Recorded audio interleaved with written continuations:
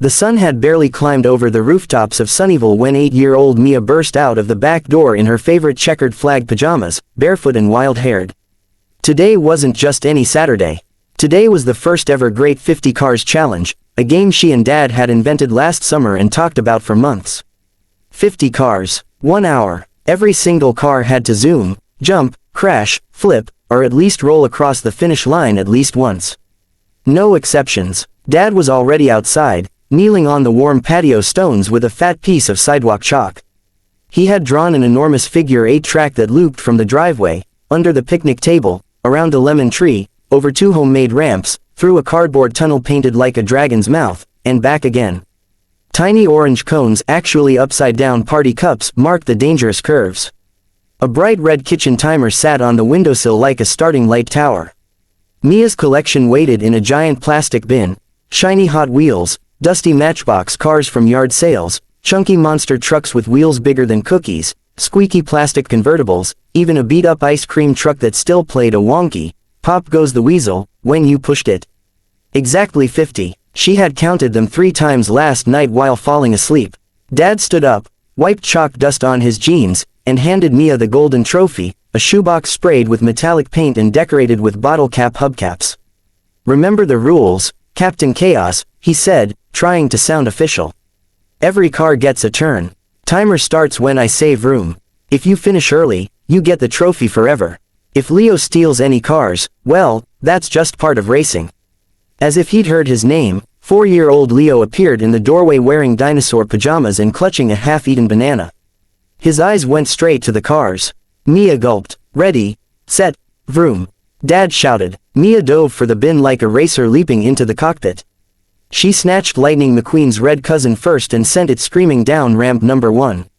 It launched, spun twice in the air, and landed perfectly on the chalk straightaway. "Yes," she yelled, fists in the air. Next came the monster trucks. She lined up 10 of them: Grave Digger, Bigfoot, Monster Mutt, and 7 no-name beasts with giant tires. She pushed them one by one up Pillow Mountain, 3 couch cushions stacked like a hill. Each one growled over the top and bounced down the other side, squishing the grass flat. Leo clapped sticky banana hands and copied her. Vroom, vroom. Mia didn't stop. She grabbed the tiny micro machines, those teensy cars you can hide under a quarter, and created the longest traffic jam in history. They snaked from the Dragon Tunnel, under the patio chairs, around Mom's flower pots, and all the way to the garden hose. She counted out loud as she placed them: 29, 30, 31. The sun climbed higher. Sweat made her bangs stick to her forehead, but she was smiling so wide her cheeks hurt. She built a demolition derby in the sandbox, 5 old cars smashing into each other until their doors popped off. She made a school bus parade that honked across the finish line 10 times.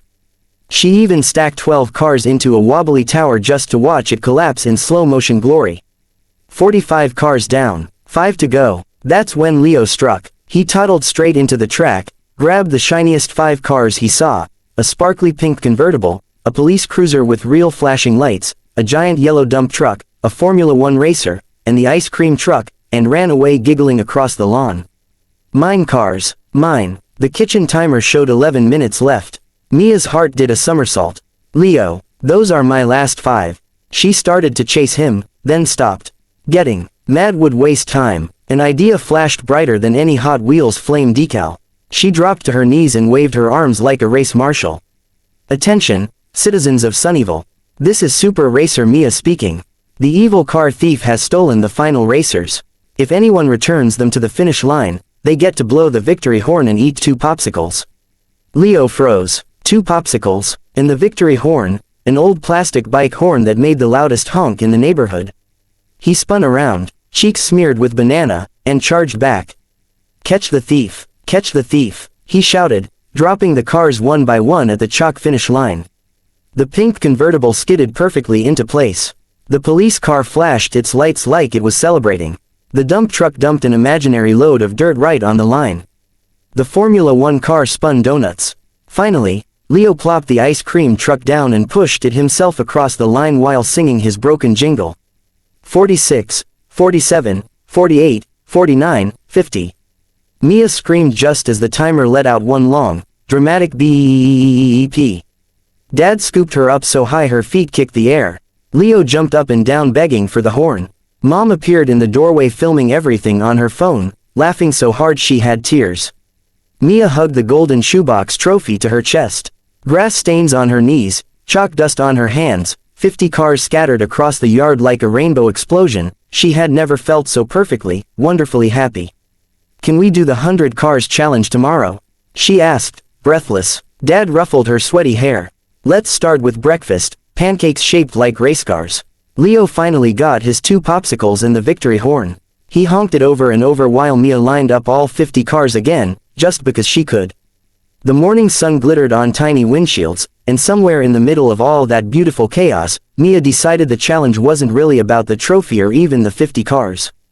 It was about turning an ordinary backyard into the loudest, fastest, happiest place on earth, for one whole glorious hour.